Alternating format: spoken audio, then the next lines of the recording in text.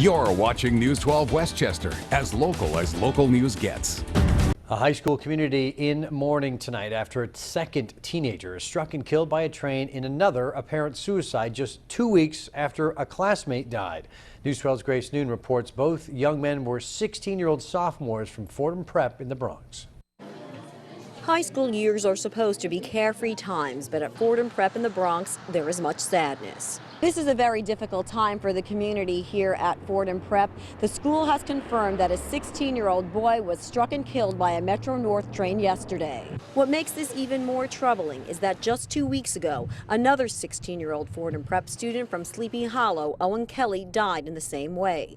We don't know if the two deaths are connected or whether or not the two young boys were friends. I'm very concerned that this young person felt that this was the only way out. Joyce Coppin is a director at the School of Education at Mercy College in Dobbs Ferry. The longtime educator from New York City says high school students face pressures from studies and social media that can be overwhelming. The faculty and parents and counselors and advisors need to provide for students strategies, coping strategies that they don't seem to be able to handle. In a statement, the president of Fordham Prep said, quote, "The sudden and tragic death of a member of our sophomore class last evening has deeply shocked and saddened the entire Fordham Prep community. We are in close contact with the young man's family and have assured them that our prayers, sympathy, and support are with them in their time of need."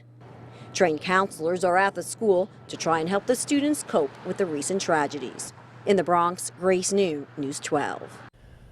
Well, police have not yet released the name of this latest victim. They're still trying to determine if there was any connection to the death of the fellow sophomore, Owen Kelly, 2 weeks ago.